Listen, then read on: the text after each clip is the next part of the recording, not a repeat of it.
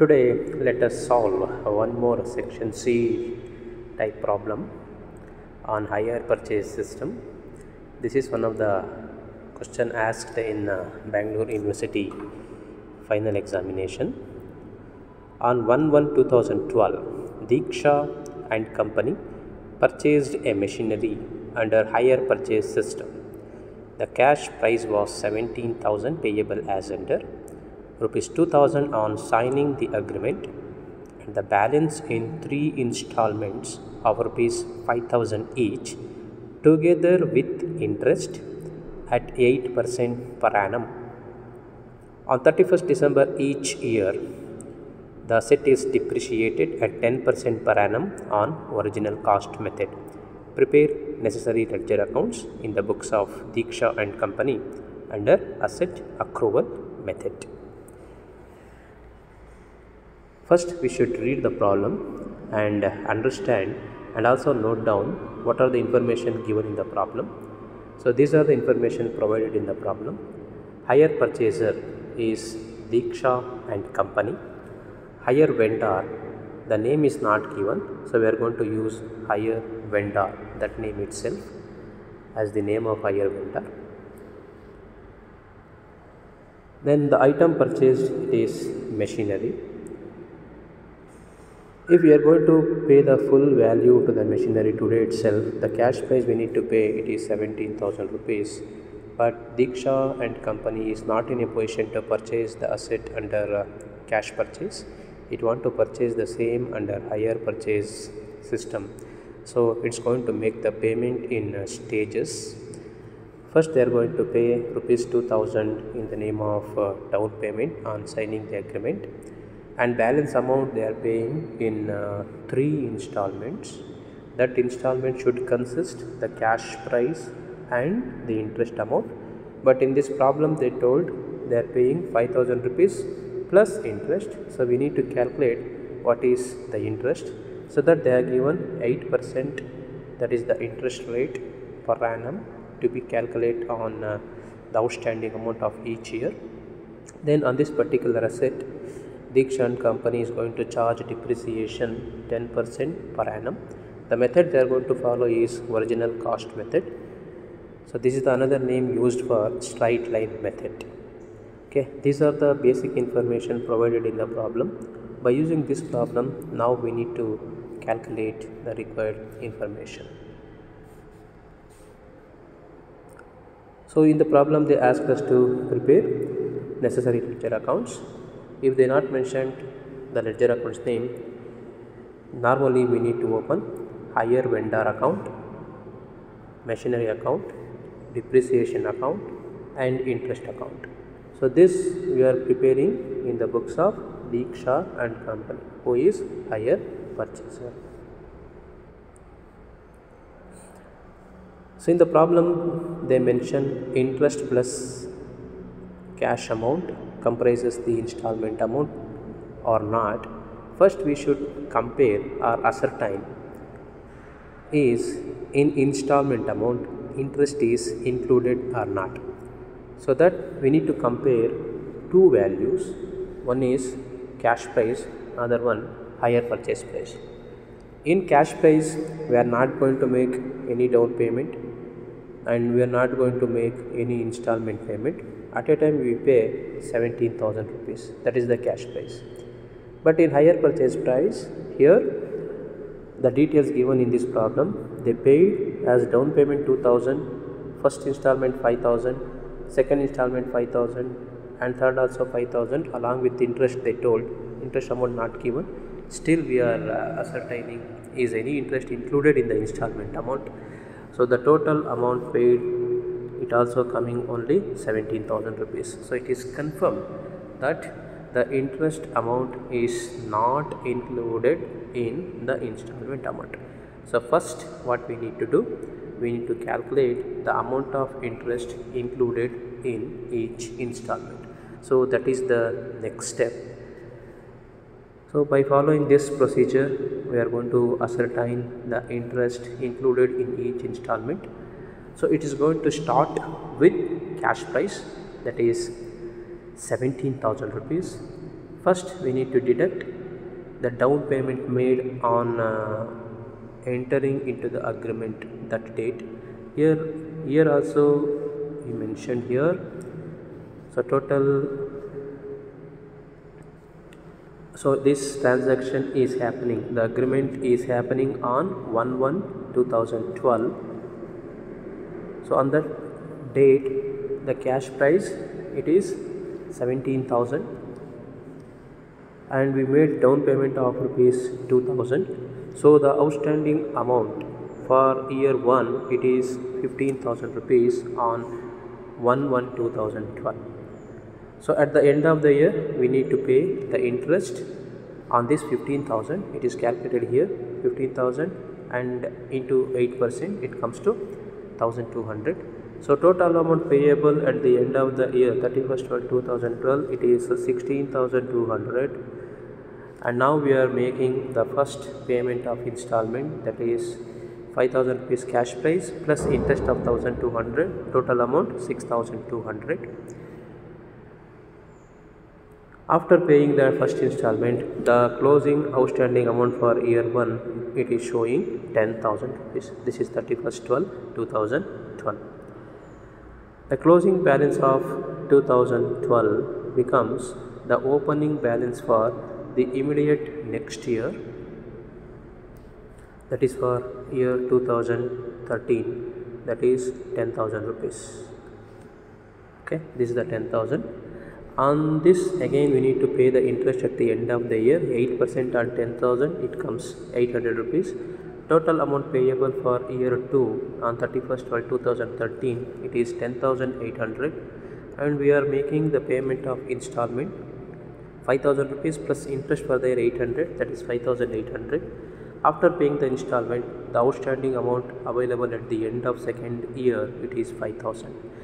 The second year's closing balance becomes the opening balance for year 3. Here it become year 2, actually it is year 3 only. So outstanding amount on this 5,000 it is 400 rupees. So total amount payable 5,400, and third installment amount comprises 5,000 rupees plus this 400, that is 5,400, which is paid on 31/12/2014. So at the end of the year, there is no any closing balance available because we purchased this particular asset by paying 3 installments. So here we come to know the interest, that is 1,200, 800 and 400. Now we need to prepare a consolidated statement which shows the information which is necessary for us to pass journal entry and ledger accounts. That is this one, the summary. Okay, so in this, higher purchase price and interest, that is we are comparing. Total higher purchase price comprises what?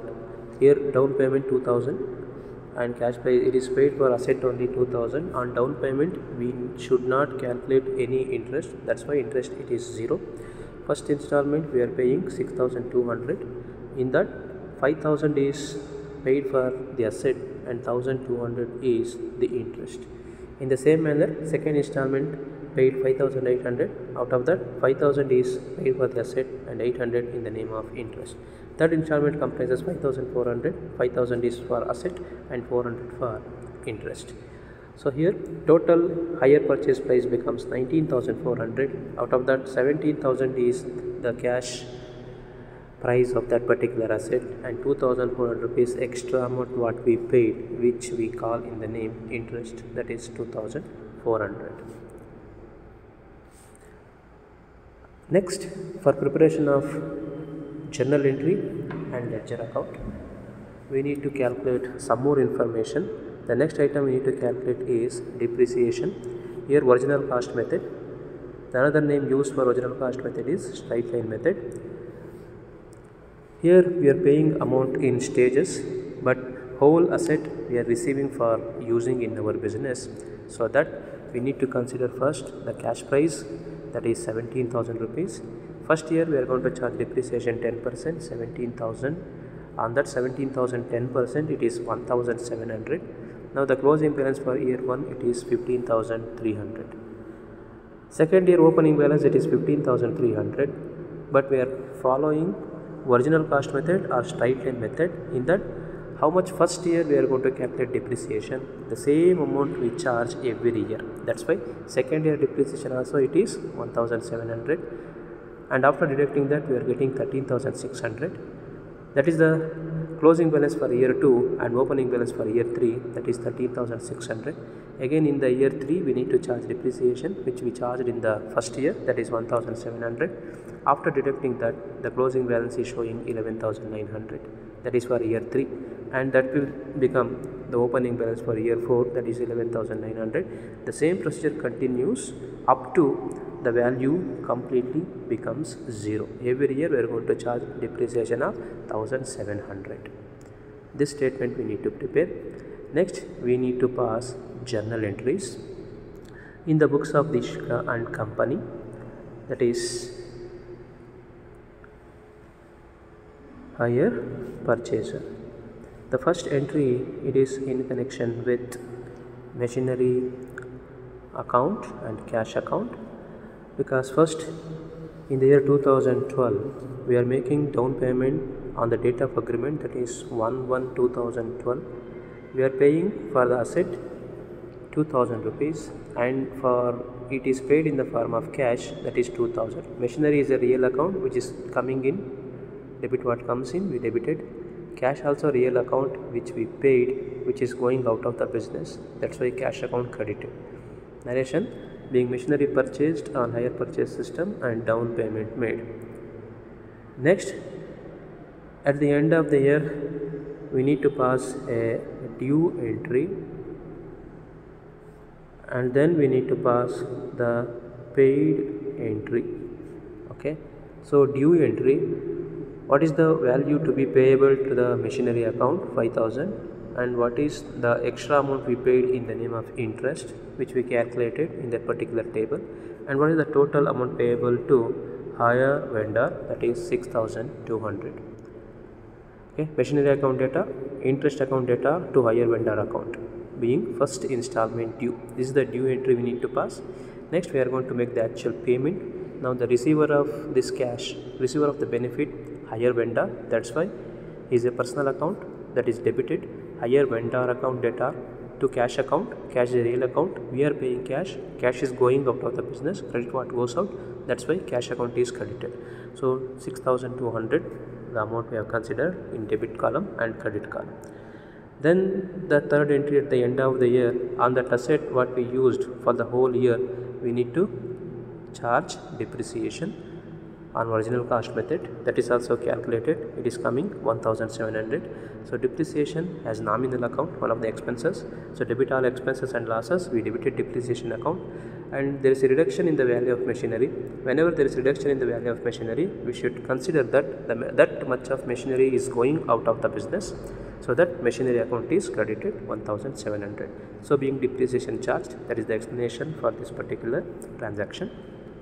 At the end of the year, these two expenses, what we paid in the name of interest and what we charged in the name of depreciation, both we need to transfer to profit and loss account. For that, one entry we need to pass. Okay, this is for the first year. In the same manner, in each year we need to pass journal entries. This is for the second year 2013.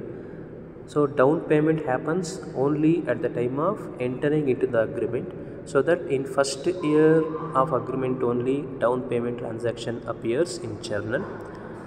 Afterwards we need to pass entries only for the due, one entry for due entry, next one for the payment entry, next one for charging depreciation, next one for transferring the expenses to the profit and loss account. So here the machinery account, what is coming in, how much we are paying for the asset 5,000, and what is this interest amount we calculated on outstanding amount for year 2, that is 800. So total amount payable, it is 5,800. This is the due entry. So being first installment due, that is the narration we need to pass.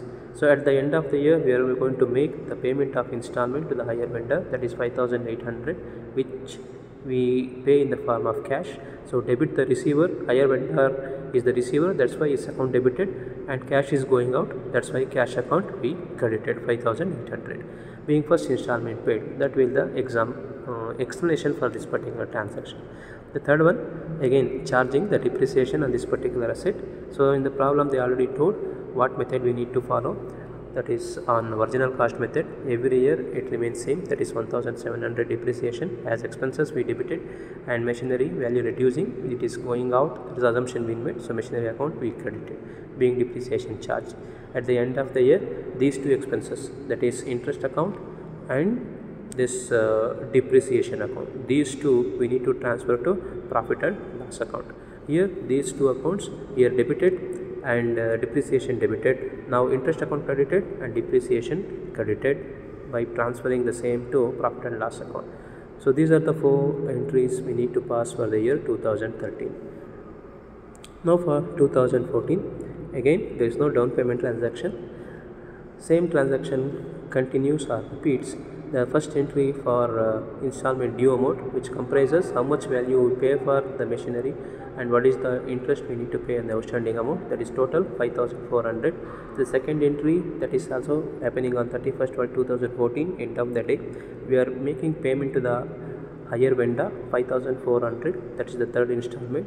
It is paid in the form of cash, so credit what goes out, debit the receiver. By following that rule, we pass this particular entry. Then charging depreciation as expenses we debited, and machinery is going out, we credited. So how much depreciation? 1700, we already calculated in the table, you can refer. Then the same, these two expenses, interest of 400 and the depreciation of 1700, that is 2100, we need to transfer to profit and loss account. So that's the general entries for the year 3 2012, okay, then 2013 and for 2014. So next step is preparation of ledger accounts. First let us see the first year entries, then let us see the consolidated entries. So we are going to prepare the machinery account, that is the asset what we purchased.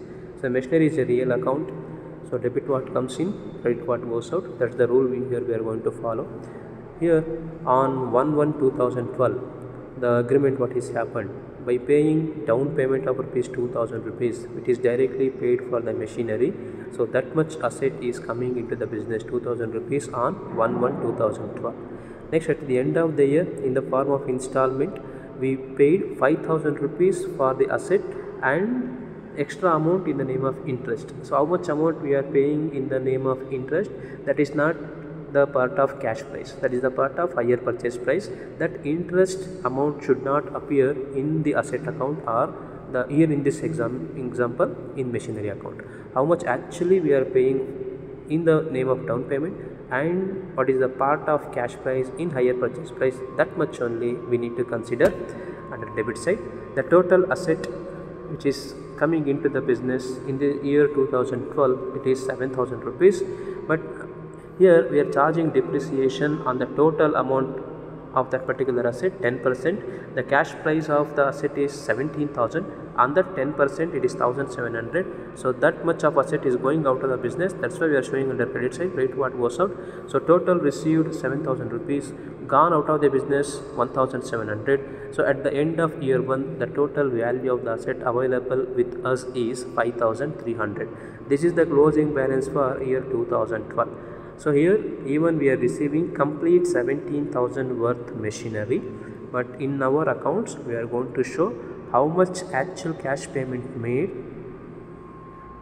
to the particular asset and how much depreciation charge which is gone out of the business. By comparing both, what is the total amount available in connection with that particular asset, that only we are going to show in this particular account.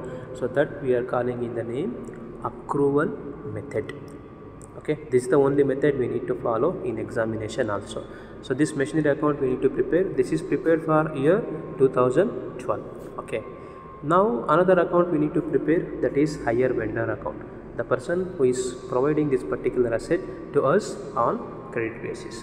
So at the end of the, so hire vendor, it's a personal account, debit the receiver, credit the giver.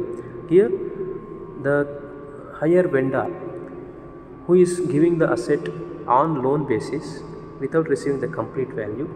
That's why in the second year, how much benefit he is giving to the business, how much amount we need to pay in the form of installment. which comprises two values.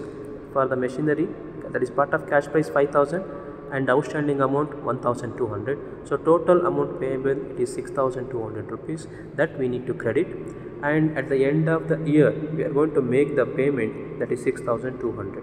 So higher vendor account is not going to show any balance at the end of the year. Okay, so how much total installment amount we need to make at the end of the year, which comprises how much of cash price and how much for interest, that we need to show on the credit side, and how much actual payment made 6,200 in form of cash, that we need to show on the debit side.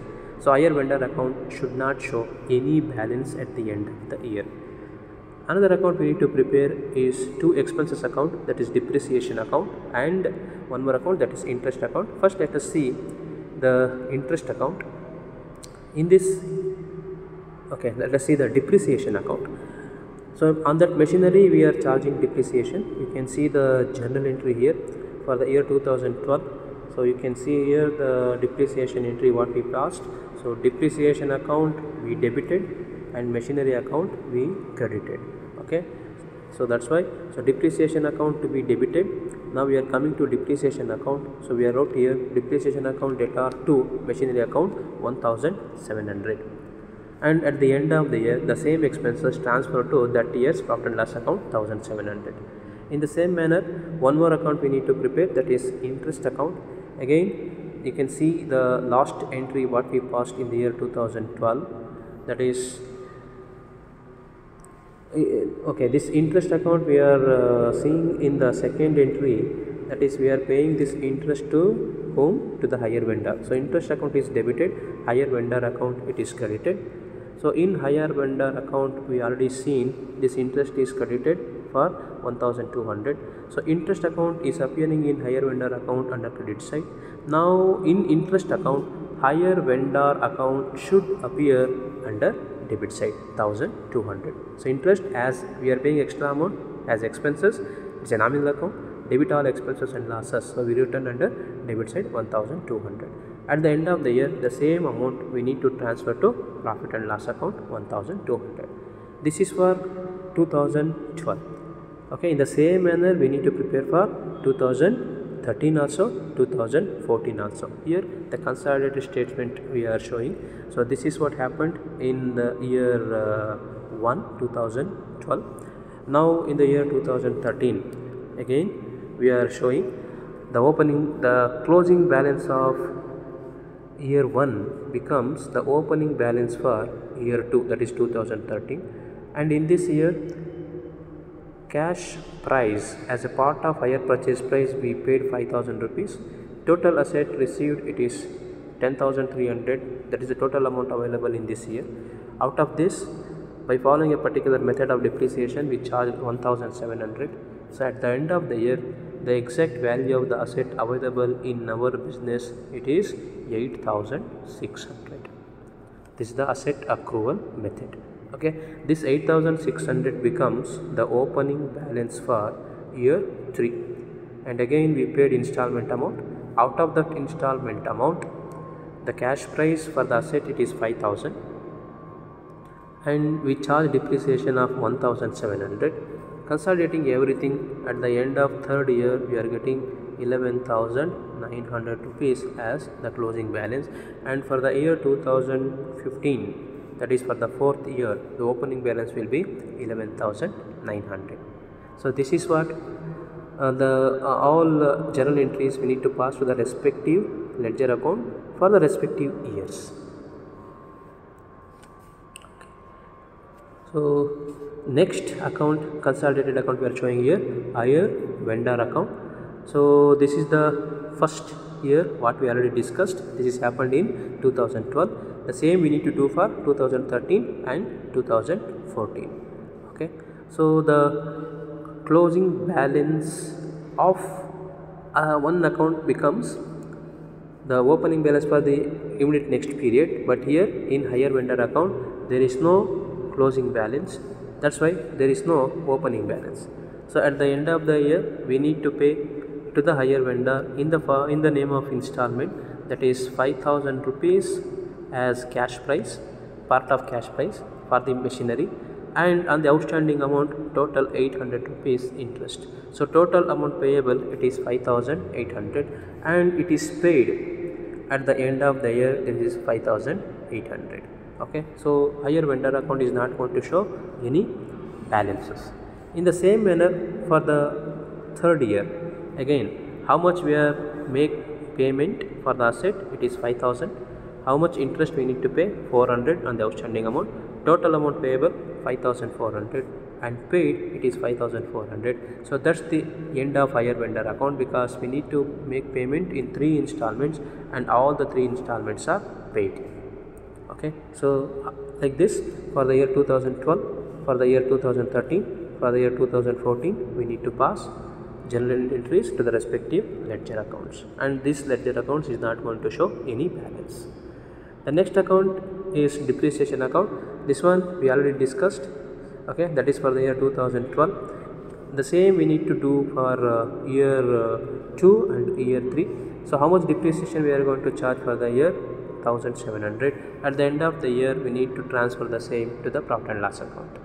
Okay, and in the same year again we are charging 1700 and we need to transfer to profit and loss account. So these are the 3 entries which are going to appear in depreciation account. Next, interest account. This already we discussed for the year 2012. So how much interest we are paying? 1700 as expenses to the higher vendor debit side, and this is transferred to profit and loss account 1200. The same we need to do for year 2 also and year 3 also.